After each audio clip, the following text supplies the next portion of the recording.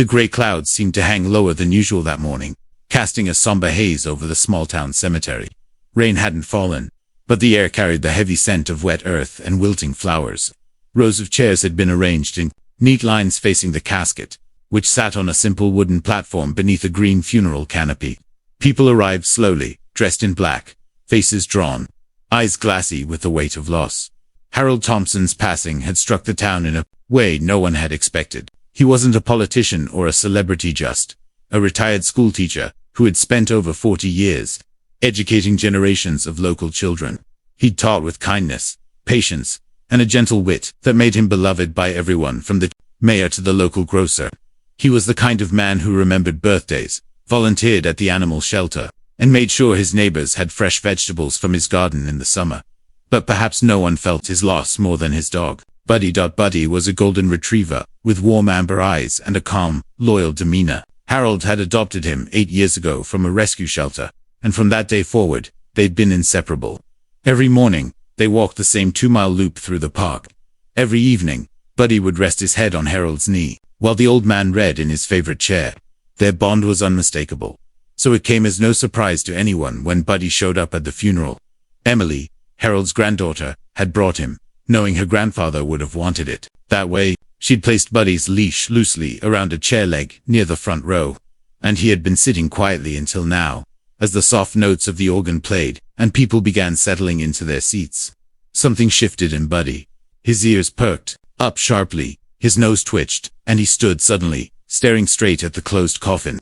At first, he let out a single sharp bark, loud and jarring against the quiet background. Then another. Then more. Heads turned. People murmured. Emily looked over and gently tugged the leash. Buddy, it's okay, she whispered. But Buddy didn't stop. His barking grew louder, faster, insistent. He paced, pulling slightly at the leash, then circled back and barked directly at the casket. His fur bristled. His body was tense. His eyes were locked on the polished wood, as though it held something that didn't belong there. The pastor, a soft-spoken man in his 60s, paused halfway through his introduction. He looked over at Buddy, clearly unsure whether to continue. One of the ushers stepped forward, offering to take the dog outside, but Emily shook her head. Just give him a minute, she said nervously, though her heart was beginning to race. Buddy's barking wasn't panicked. It was purposeful, and the more people watched, the more it felt like he wasn't simply reacting. He was trying to tell them something. Whispers rippled through the crowd. Is he always like this? Someone asked. No, never, Emily said under her breath, barely hearing her own voice. He's never acted like this before. Buddy began pawing at the floor, his nails clicking against the platform beneath the casket. He whined between barks, his body language shifting between urgency and distress. His eyes never left the casket. Emily stood, now visibly shaken. A strange chill ran down her spine as she watched the dog she'd known all her life act in a way that seemed completely out of character. People were staring, but she didn't care. Something was wrong. Something was very, very wrong. Buddy's barking echoed through the funeral tent, like an alarm that no one could turn off. The organist had stopped playing. The pastor stood frozen at the podium. Guests glanced at one another, trying to mask their unease. The mood had shifted from mournful to tense, and no one knew how to respond. Maybe he's just confused. Someone whispered from the back row. Dogs can sense sadness. He's grieving. But this didn't feel like grief. Emily took a few cautious steps toward Buddy, who was now tugging more forcefully at his leash. He let out a sharp, urgent bark, then jumped in place, his paws stomping against the ground like he was trying to dig something up. Buddy, calm down, she said softly, kneeling beside him. But he wouldn't calm down. In fact, his behavior intensified. His bark took on a deeper tone, less like confusion and more like alarm. He scratched at the wooden platform under the casket, whining between each bark. The leash strained as he pulled forward again, his eyes locked on the coffin with laser focus. Guests started shifting uncomfortably in their chairs. A man in the second row stood, glancing at the funeral director, who stood by nervously, unsure of what to do. Maybe it's the smell of the flowers, someone offered. No, another person said, he's not reacting to the flowers. He's focused on the coffin. Emily's pulse quickened. She knew this dog. She had walked him every Sunday when she visited her grandfather. He was calm around crowds, unfazed by noise, and had never barked at anything without good reason. Whatever was going on, this wasn't a misunderstanding. This was a warning. The pastor cleared his throat, trying to reclaim the room's attention. Perhaps we should take a moment of silence and allow someone to escort the dog outside. But before anyone could move, Buddy let out the loudest bark, yet followed by a deep, mournful howl. The sound hit like a wave, silencing everyone. It was the kind of sound that made your skin crawl, not because it was aggressive, but because it was filled with something far more chilling: desperation. Emily stood straight. "Stop," she said aloud, her voice trembling but firm. "I don't think we should move him." Everyone looked at her. Her hands were shaking slightly, but her eyes were clear. She glanced down at Buddy, who had stopped barking for a moment, now panting heavily and staring again at the coffin. "He knows something. He's trying to tell us something." "Emily," someone said gently from behind, "I know this is emotional, but maybe you're projecting." "Dogs don't know," she said, cutting them off. "He's never acted like this. Never. And he's not scared. He's trying to get to the coffin." The funeral director stepped forward, uncertain. "Are you suggesting we open it?" There was a murmur of disbelief. Emily nodded slowly. "Yes, I know how this sounds, but please, I just need to be sure." The pastor looked at her, then at Buddy. Then he looked at the casket. A long silence followed. The air was thick with tension, as if the entire room was collectively holding its breath. Finally, the funeral director gave a quiet nod. "Need the family's permission?" Emily looked to her mother and uncle, who stood nearby, stunned. After a moment, her mother gave a hesitant nod.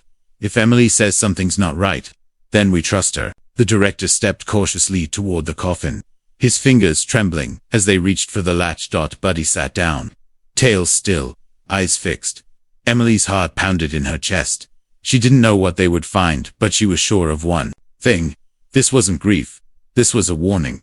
And whatever was inside that casket wasn't meant to be buried. As the funeral director slowly reached toward the brass latches of the casket, the murmurs faded into silence. Even the breeze outside seemed to still. Buddy sat motionless now, no longer barking, but his ears were perked and his eyes never wavered. He watched the coffin like it was about to move. The latches clicked open, one after the other, the sound unnaturally loud in the heavy silence. The lid creaked slightly as the director hesitated, his face pale. He glanced at Emily, then gently lifted the top portion open. For a moment, no one moved. There lay Harold Thompson, dressed in his finest navy blue suit, hands folded neatly over his chest, just as they'd arranged the day before. His face was calm, peaceful, to peaceful. Then someone gasped. It was barely audible. A sharp breath from one of the women in the front row. Her hand flew to her mouth as she leaned in. A second later, Emily pushed forward, eyes locked on her grandfather's chest. It was moving. Not much, but enough. A slight rise. A shallow fall. "Did you see that?" she whispered hoarsely. His chest. It moved. The funeral director froze. Then, without thinking, he reached forward, gently placing 2 fingers against Harold's neck. His hand trembled. Another beat of silence passed. Then his eyes widened. "There's a pulse," he said, barely above a whisper.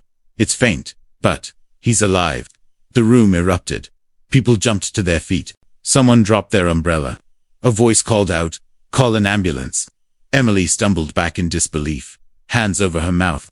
Buddy stood and let out one final bark, then wagged his tail. His mission complete.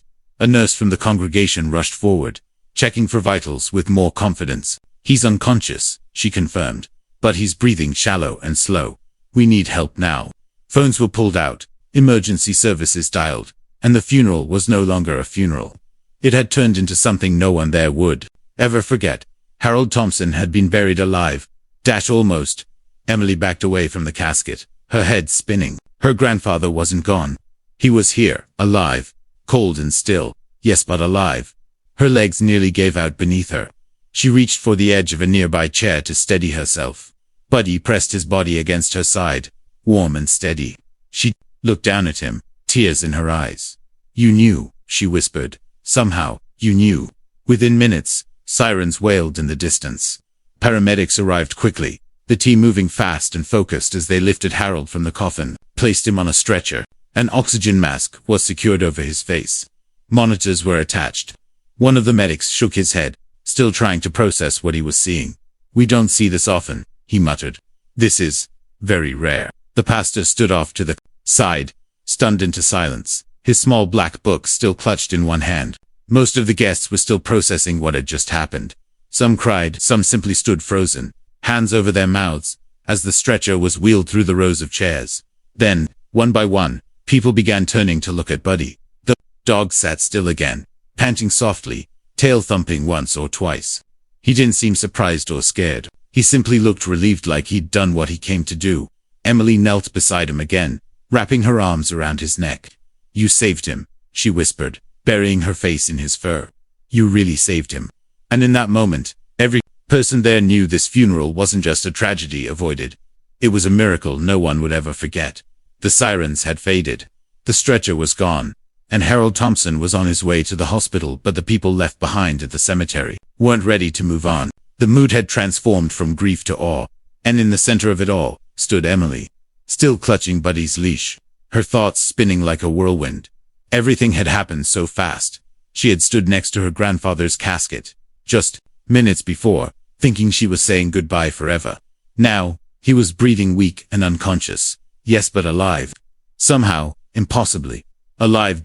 As mourners whispered around her, she turned away from the crowd and walked toward the oak tree, near the back of the cemetery, Buddy trailing close. She needed space to think. Her emotions were tangled. Relief, shock, gratitude, and confusion.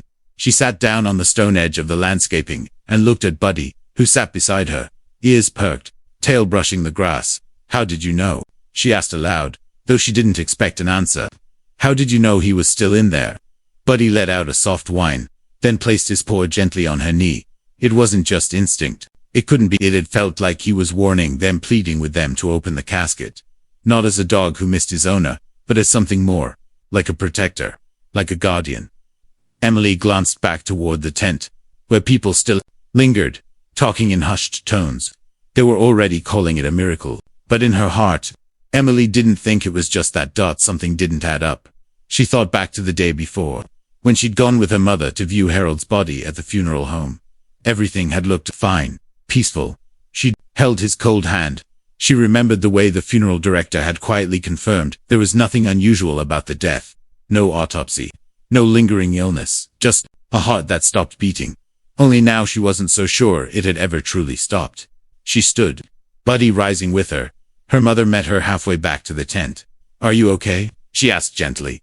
"I don't know," Emily said honestly. "This doesn't feel over. Doesn't it seem strange to you that he was declared dead, and nobody noticed he was still breathing?" Her mother looked away. "I don't know what to think. It's all just too much. I want to know how this happened," Emily said, more firmly now. "I want to talk to the doctors, and I want to talk to the funeral home. Someone made a mistake." Her mother nodded slowly. "We'll find out." But Emily already felt it in her chest. This wasn't just a mistake. There was something deeper beneath the surface. She could feel it, like a storm approaching. As people began drifting away, shaken and bewildered, the pastor approached with a kind, dazed smile. "I've never seen anything like that," he said quietly. "If your dog hadn't acted the way he did." Emily nodded. "He knew. Somehow, he knew." The pastor looked down at Buddy. "That's no ordinary dog." Emily smiled slightly, but said nothing. Because deep down, she agreed, as she helped gather the remaining belongings and usher her family into the car. She glanced once more at the now empty casket. The lid still sat ajar, as if left open on purpose. Something inside her said this was just the beginning. Whatever had brought her grandfather back wasn't done yet, and neither was she. The sterile scent of disinfectant filled the emergency room as Emily paced the hallway outside the intensive care unit. Her heart still hadn't settled, and her mind raced with unanswered questions. Her mother sat quietly on a bench nearby, staring blankly at the floor, while Buddy lay cold at her feet, eyes open and alert. Doctors had rushed Harold into immediate care as soon as the ambulance arrived. The initial reports were simple: shallow breathing, lowered pulse, hypothermic state, but stable. No one could explain how a man declared dead had survived inside a sealed casket for nearly 2 days. Emily stopped pacing as the doctor finally emerged through the sliding doors. His expression was neutral, but his eyes gave away the weight of what he was about to say. "Is he awake?" Emily asked immediately. "Not yet," the doctor said, gently, "but he's stable. We've got him on fluids and warming treatments. His vitals are improving faster than we expected. Honestly, it's remarkable." Her mother stood up beside her. Can you tell us what happened to him? How could he have been in that state? Everyone thought he was gone. The doctor sighed, folding his clipboard under his arm. We reviewed the paperwork from the nursing facility where he passed. No autopsy was done. It was presumed natural causes. But based on what we're seeing, we believe he may have suffered a condition called catalepsy. Emily frowned. I've never heard of that.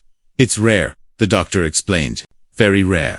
It's a neurological disorder that causes a person to enter a trance-like state. They can become completely immobile, unresponsive to stimuli, and exhibit extremely shallow breathing. To the untrained eye, it can mimic death, especially in elderly patients. But how could they not have noticed? Emily pressed. How do you pronounce someone dead without checking everything? The doctor hesitated. In most cases, it wouldn't happen.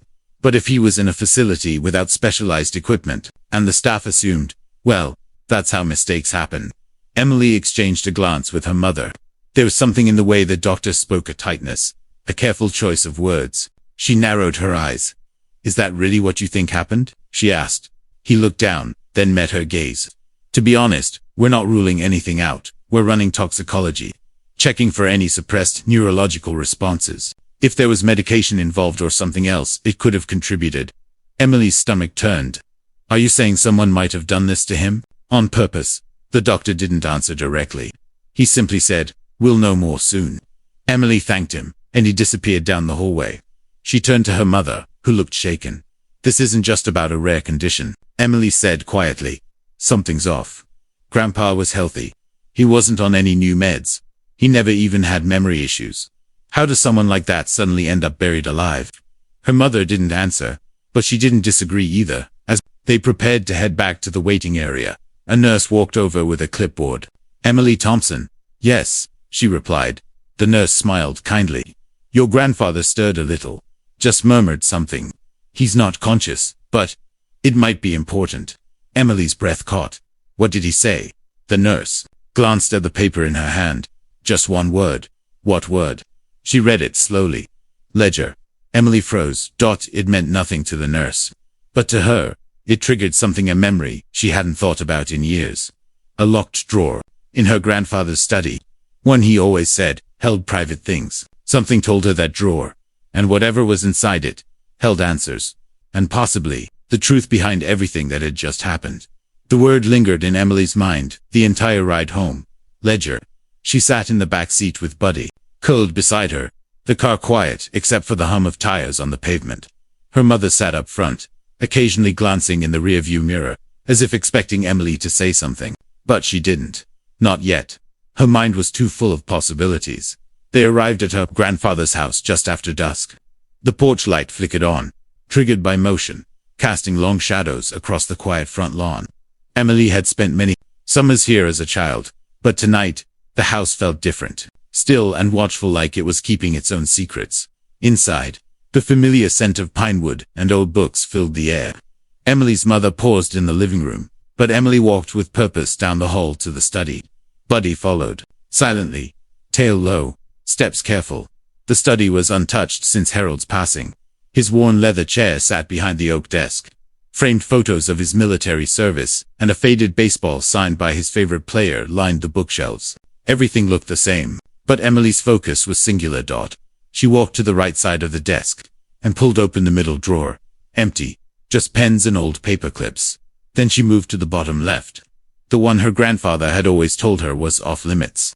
She'd never dared open it as a child. Even in recent years, it had remained shut tight.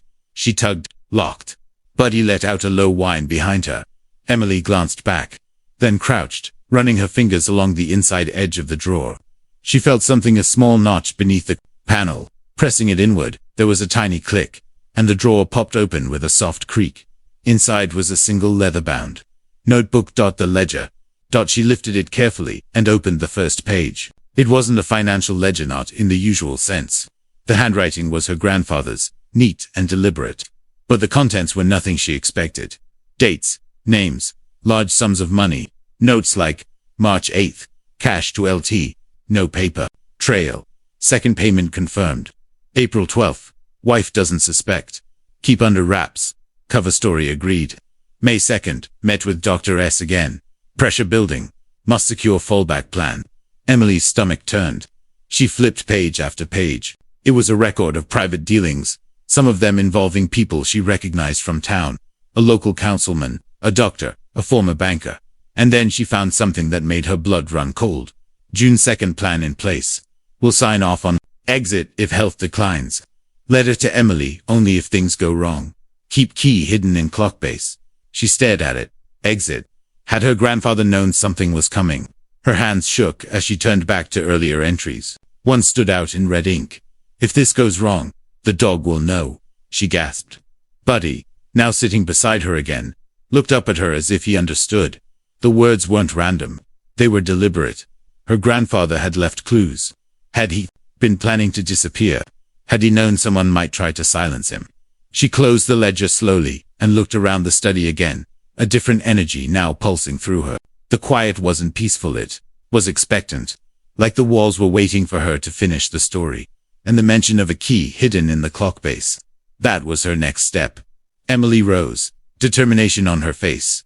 Her grandfather hadn't just survived, he had left her a trail to follow, and something told her the truth. She was about to uncover was bigger than she ever imagined. Emily moved quickly, the weight of the leather-bound ledger clutched tightly in one hand. Buddy padded silently at her side as she crossed the study to the tall grandfather. Clock in the corner, the same one that had chimed every hour of every visit since she was a child. The clock was still working. The second hand ticked in steady rhythm. But she wasn't interested in the time. She knelt and inspected the clock's ornate wooden base. Dust gathered in the grooves, but the craftsmanship was detailed. She ran her fingers along the edge until she found a narrow panel at the back that didn't match the rest of the design. She tapped it gently. It moved. With a quick pull, the panel slid open, revealing a hidden compartment. Inside, resting on a soft scrap of felt, was a small brass key and a sealed envelope marked, simply, Emily. Her breath caught. She hesitated for a moment, then picked up the envelope and slid her finger under the flap. Inside was a handwritten letter. My dearest Emily, if you are reading this, something has gone very wrong. I hoped I wouldn't need to leave this behind, but I've had the feeling for some time now that someone has been watching me, asking questions, following me. I believe I've uncovered something I was never meant to find. I documented everything in the ledger, but there's more.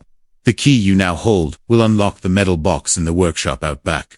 You remember the one under the workbench I always kept locked? Inside, you'll find proof of what they were doing. It may not make sense right away, but I trust you. You always had a sharper mind than most adults I knew. Whatever happens next, know that I love you. And if Buddy is with you, trust him. I trained him myself. He knows more than people realize. Be careful. And don't trust anyone too quickly, not even family. Love. Grandpa Millie read the letter twice, her hands trembling by the time she finished. She looked down at the small brass key, her pulse thudding in her ears. Buddy, she whispered. What did Grandpa get himself into? The dog tilted his head but stayed close, protective. Minutes later, Emily was in the backyard, the air cool and quiet around her. The workshop stood like a forgotten shed in the corner of the lot, partially hidden behind ivy and years of clutter. She hadn't been inside it in years. But now, the place felt different, like it was waiting for her. Inside, dust danced in the slanted rays of light from the single window. The air smelled like old wood and motor oil.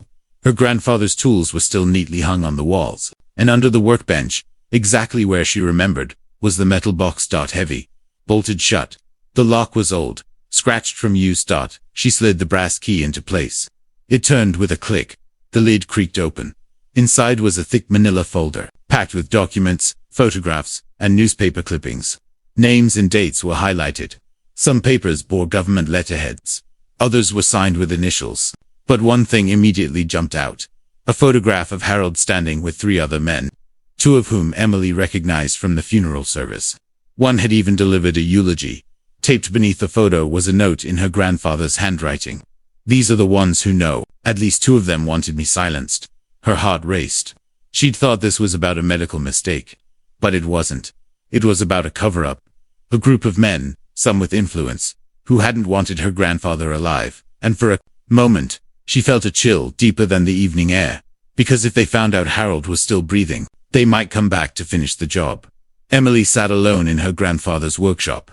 The metal box open in front of her, its contents scattered across the workbench like pieces of a broken puzzle. The sun had long since dipped below the horizon, and shadows stretched long and lean through the windows. Buddy lay at her feet, ears twitching at the distant sounds of the night.